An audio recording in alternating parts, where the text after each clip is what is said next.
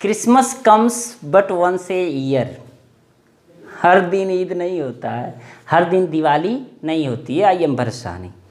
आज हम लोग सिंथेसिस अध्ययन करेंगे। सिंथेसिस इसके पहले आप जान चुके हैं, लेकिन सिंथेसिस में 3 सेंटेंस होते हैं, मैंने आपको बताया था। और यह जो सेंटेंस होते हैं यह वाक्य के बनावट के आधार पर होते हैं, क्योंकि वाक्य के अर्थ के आधार पर 5 तरह के होते हैं और वाक्य के बनावट के आधार पर 3 तरह के होते हैं। तो जो सिंथेसिस होता है 3 तरह का होता है। एक सिंपल सेंटेंस होता है, एक कंपाउंड सेंटेंस होता है और एक कॉम्प्लेक्स सेंटेंस होता है। आज हम लोग सिंपल सेंटेंस को डिटेल में देखेंगे कि सिंपल सेंटेंस हम बनाते कैसे हैं। तो दरअसल सिंपल सेंटेंस होता क्या है और सिंपल सेंटेंस बनाया कैसे जाता है, इसको मैं पहले लिख दे रहा हूं, उसके बाद आपको मैं समझा दे रहा हूं।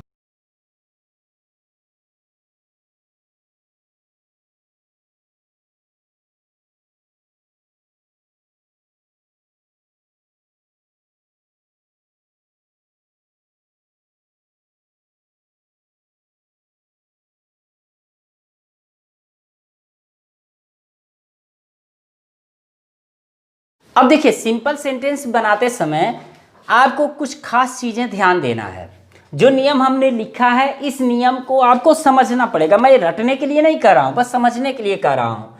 जो सिंपल सेंटेंस होता है उसे हिंदी में साधारण वाक्य तो कहते हैं। साधारण वाक्य में एक फाइनाइट वर्ब होता है। अब फाइनाइट वर्ब क्या होता है? फाइनाइट वर्ब वो होता है जो सब्जेक्ट और टेंस के अकॉर्डिंग बदलता रहता है। जैसे मान के चलिए ही प्लेज प्रेजेंट इंडिफिनिट है, तो यही जब पास्ट इंडिफिनिट होगा तो ही प्लेड हो जाएगा। तो टेंस के अकॉर्डिंग जो वर्ब था वो क्या हो गया? प्लेज से प्लेड हो गया, तो वो फाइनाइट वर्ब होता है। तो सिंपल सेंटेंस जो होता है उसमें एक फाइनाइट वर्ब होता है, यानी कि सब्जेक्ट के साथ। कहने का तात्पर्य है कि जो सिंपल सेंटेंस होता है उसे बनाते समय यह ध्यान देना होता है कि एक ही मुख्य क्रिया होनी चाहिए। सबसे बड़ी बात यही है सिंपल सेंटेंस में, एक ही मुख्य क्रिया होनी चाहिए। चाहे वाक्य भले बहुत ज़्यादा हों, और जो दूसरे वाक्य की मुख्य क्रिया होंगी उन्हें पार्ट्स ऑफ स्पीच में बदला जाएगा। सबसे बड़ी बात, पार्ट्स ऑफ स्पीच में बदला जाएगा सिंपल सेंटेंस बनाते समय। तो फिर कंपाउंड और कॉम्प्लेक्स सेंटेंस बनाते समय हम क्या करेंगे? ये सबसे बड़ी बात है। कंपाउंड और कॉम्प्लेक्स सेंटेंस में आप 2 या 2 से अधिक सेंटेंसों को कंजक्शन के थ्रू जोड़ सकते हैं, लेकिन सिंपल सेंटेंस में ऐसा नहीं कर सकते। ऐसा जैसे ही करेंगे गलत हो जाएंगे। तो ये चीज़ ध्यान दीजिए, इतना क्लियर हो जाएगा कि मुझे लगता है कि आप अपने पूरे जीवन में कभी भूलेंगे ही नहीं कि सिंथेसिस मैं कभी भूलना चाहूँगा या कभी भूलूंगा, ऐसा हो ही नहीं सकता। यहाँ ध्यान देने वाली बात है कि जब दूसरे सेंटेंस को हम लिखेंगे तो उस सेंटेंस के वर्ब को, जो उसका वर्ब्स होगा उसको हम पार्ट्स ऑफ स्पीच में बदल देंगे। अब पार्ट्स ऑफ स्पीच में बदलेंगे का मतलब ये हो गया कि नाउन को हम वर्ब बना देंगे, नाउन को हम प्रीपोजिशन बना देंगे, नाउन को हम कंजक्शन बना देंगे ना। तो हाँ, ऐसा ही करेंगे हम लोग। बनाएंगे कैसे? अब इसके लिए 7 नियम है। मैं आपको याद करने के लिए ये PN I A कर दिया है। मैंने PN I A कर दिया है ताकि आपको याद हो जाए। दरअसल 7 रूल्स होता है। तो PN I AA आप कैसे याद कर सकते हैं? मेरे स्टूडेंट तो इसको पनपनिया याद कर लिए थे। आप चाहें तो PN प्रभुनाथ और IAA कर सकते हैं। अब ये है क्या? जब हम सिंपल सेंटेंस बनाते हैं तो सिंपल सेंटेंस बनाने में 7 रूल होता है। जो पहला होता है इसी के अकॉर्डिंग आप देख सकते हैं, बाय यूजिंग यहाँ देखिए P है ना, तो इसको हम पार्टिसिपल कर लेंगे, बाय यूजिंग पार्टिसिपल। ठीक है, नेक्स्ट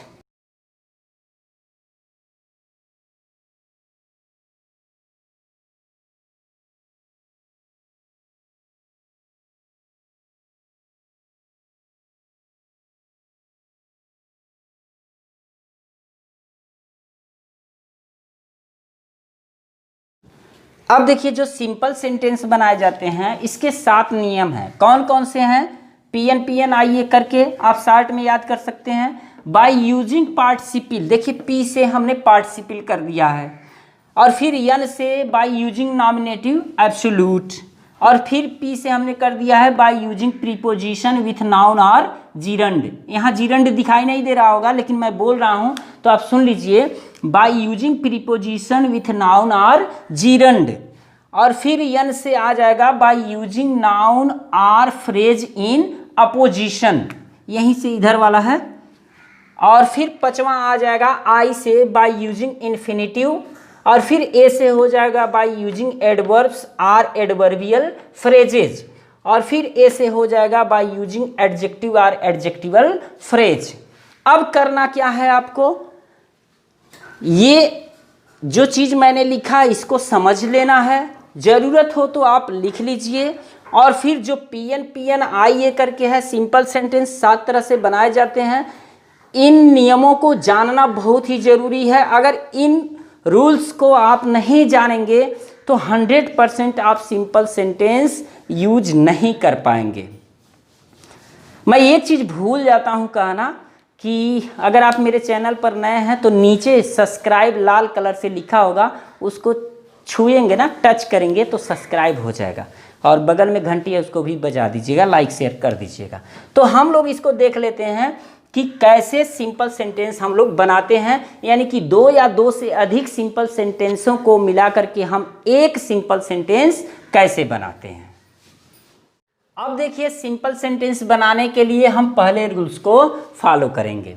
पहले रूल को फॉलो करेंगे, जब 2 या 2 से अधिक वाक्यों का कर्ता, सबसे बड़ी बात, जब 2 या 2 से अधिक वाक्यों का कर्ता एक ही हो और एक कार्य होने के बाद दूसरा कार्य हो, तो ऐसे में हम पार्टिसिपल का प्रयोग करते हैं। अब पार्टिसिपल में प्रयोग करेंगे तो प्रेजेंट पार्टिसिपल का प्रयोग हो सकता है, परफेक्ट पार्टिसिपल का प्रयोग होता है, परफेक्ट पार्टिसिपल का प्रयोग होता है। ये तो बहुत बड़ा रूल्स हो गया नहीं। सिंथेसिस बनाओ, सिंथेसिस में 3 सेंटेंस हो गए, सिंपल, कंपाउंड, कॉम्प्लेक्स हो गए। अब सिंपल में आओ तो 7 नियम, अब 7 में फिर आओ, पहला जब जैसे ही चूज करो 3 नियम। सर चक्कर दे रहा है ना बच्चा, ना, इसको ध्यान से सुनेंगे तो क्लियर हो जाएगा। अब प्रेजेंट पार्टिसिपल का कब प्रयोग करेंगे, परफेक्ट पार्टिसिपल का प्रयोग करेंगे, और पास्ट पार्टिसिपल का प्रयोग कब करेंगे। बहुत ही आसान है। एग्जाम में जब भी सिंथेसिस पूछता है, सिंपल सेंटेंस एक रहता ही रहता है, दूसरा जो कंपाउंड हो सकता है अथवा कॉम्प्लेक्स हो सकता है। तो जो कंपाउंड कॉम्प्लेक्स होगा उनमें से एक होगा, लेकिन सिंपल में से एक रहेगा, और सिंपल में जो देता है वह पार्टिसिपल का यूज ही देता है, और पार्टिसिपल का यूज लंबा चौड़ा है लेकिन इजी है। अब देखिए, एक सेंटेंस मैं लिख रहा हूं, जैसे,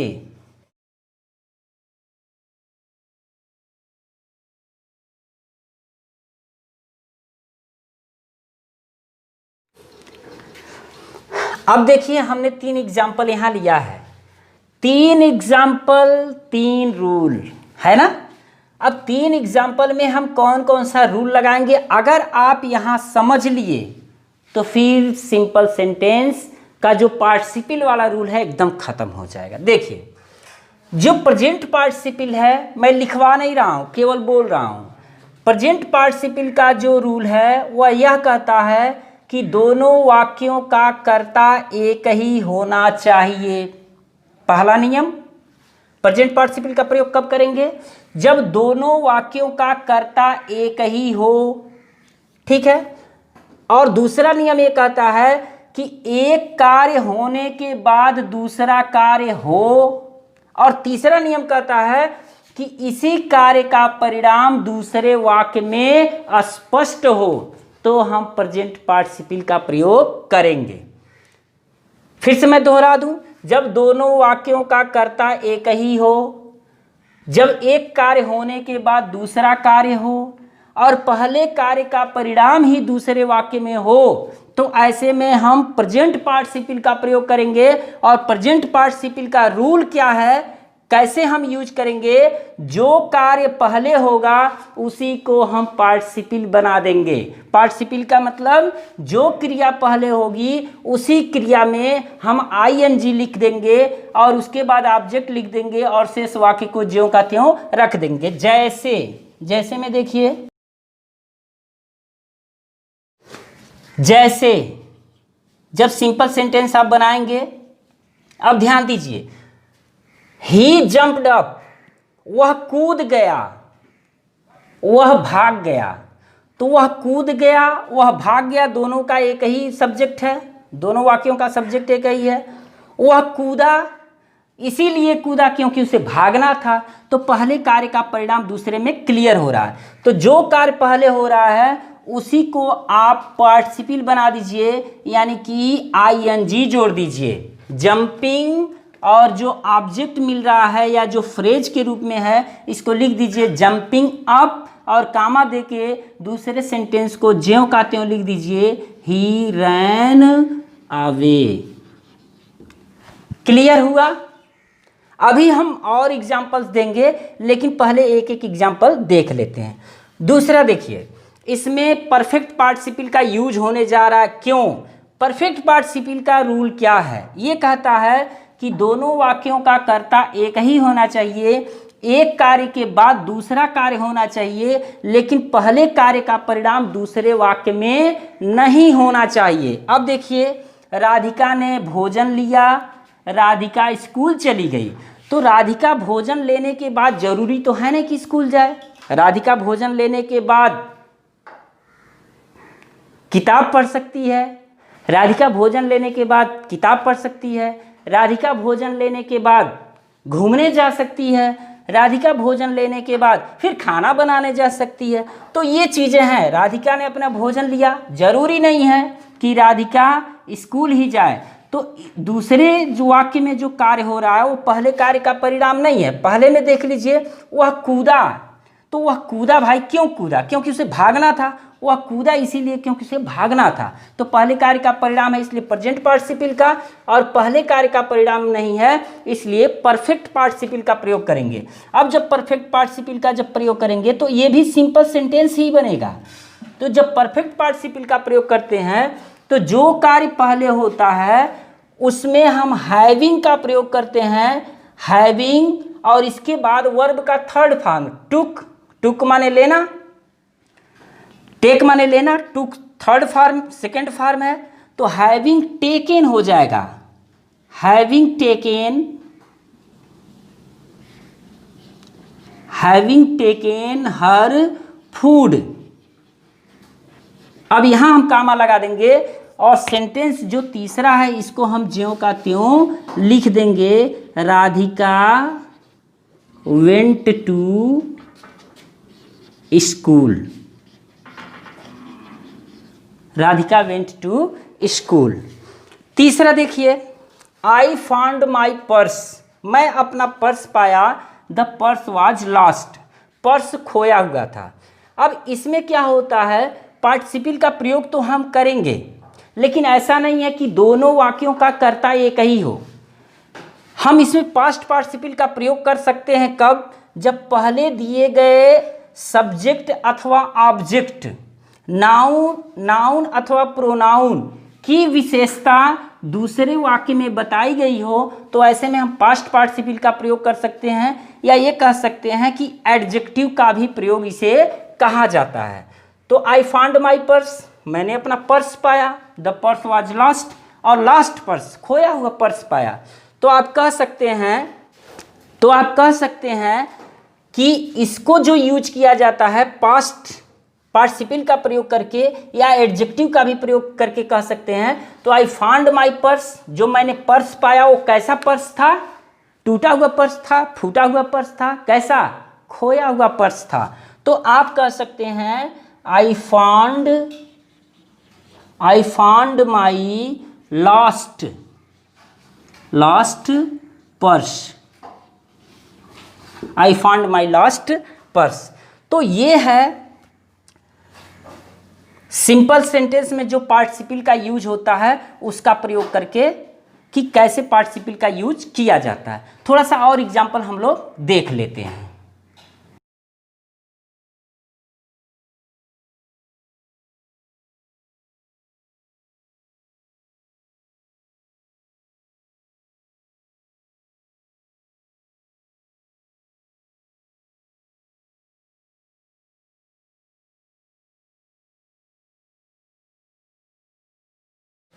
देखिए जो पहला एग्जाम्पल है, Hamid raised a gun he killed A parrot.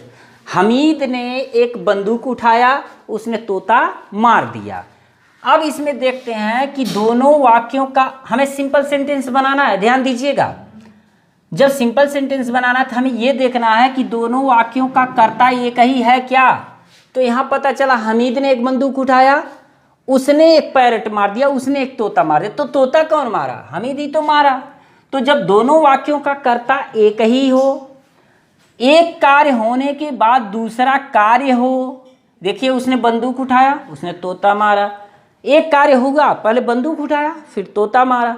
तो एक कार्य होने के बाद दूसरा जब कार्य हो रहा है तो ऐसे में हम पार्टिसिपल का यूज करेंगे। लेकिन पार्टिसिपल में 3 पार्टिसिपल आ जाते हैं, प्रेजेंट पार्टिसिपल, परफेक्ट पार्टिसिपल और पास्ट पार्टिसिपल। तो प्रेजेंट पार्टिसिपल का प्रयोग कब करते हैं? जब पहले ही कार्य का परिणाम दूसरे में होता है। अब उसने बंदूक उठाया और इसी का परिणाम था कि उसने तोता मार दिया। तो जब परिणाम निकल के आ जाए, इसी वाक्य का परिणाम, इसी कार्य का परिणाम दूसरे में क्लियर हो, तो ऐसे में सिंपल सेंटेंस बनाते समय हम प्रेजेंट पार्टिसिपल का प्रयोग करते हैं। और प्रेजेंट पार्टिसिपल का मतलब होता है जो कार्य पहले होता है उसी को हम इंग फॉर्म में बदल देते हैं। यानी कि हो जाएगा raising a gun, raising a gun, और कामा लगा के दूसरे वाक्य को जो ही है प्रोनाउन के रूप में, आप चाहें तो नाउन के रूप में हमीद लिख सकते हैं। अगर नहीं लिखते हैं तो ब्रैकेट में आप हमीद यहाँ कर सकते हैं। हमीद किल्ड ए पैरट, पैरट। ठीक है, दूसरा देखते हैं। तो दूसरा तो हम लोग पहले ही देख चुके हैं, बस यहाँ थीप है, वहाँ ही था। The boy here the noise, बच्चे ने शोर सुना। द बॉय वोक अप, और वह बच्चा जाग गया। तो देखिए यहाँ द बॉय है और यहाँ भी द बॉय है, दोनों वाक्यों का कर्ता एक ही हुआ।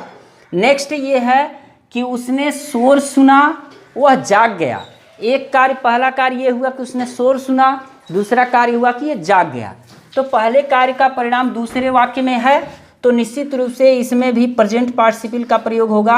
यानी कि हियर पहले वाक्य का वर्ब है, तो हो जाएगा hearing the noise, hearing the noise.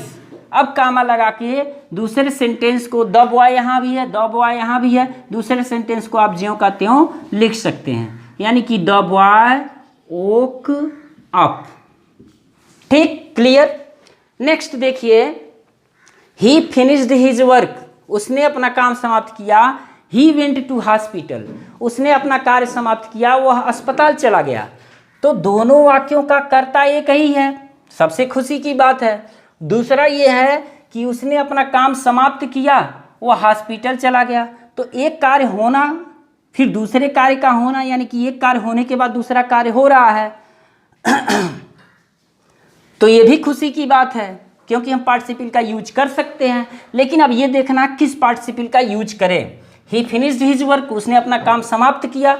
He went to school, उसने अपना काम समाप्त किया। ही वेंट टू हॉस्पिटल, वह अस्पताल चला गया। तो इसमें देखिए एक कार्य होने के बाद दूसरा कार्य हो रहा है, लेकिन पहले कार्य का परिणाम नहीं है, क्योंकि उसने अपना काम समाप्त किया। तो जरूरी नहीं कि वो अस्पताल जाए, वह काम समाप्त करके पढ़ाई भी कर सकता है, वो अपना काम समाप्त करके खाना भी बना सकता है, नहीं कुछ भी कर सकता है। तो ऐसे में हम यहाँ परफेक्ट पार्टिसिपल का प्रयोग करेंगे। और जब परफेक्ट पार्टिसिपल का प्रयोग करते हैं तो हम हैविंग का प्रयोग करते हैं। यानी कि हैविंग, और जो फिनिश है इसको थर्ड फॉर्म में हम लिख देंगे having finished his work, having finished his work. और कामा दे करके दूसरे सेंटेंस को, अगर सब्जेक्ट एक ही है, जैसे ही प्रोनाउन है तो प्रोनाउन है तो आप लिख सकते हैं, अगर नाउन है तो फिर नाउन लिखना पड़ेगा ब्रैकेट में। He went to hospital, he went to hospital.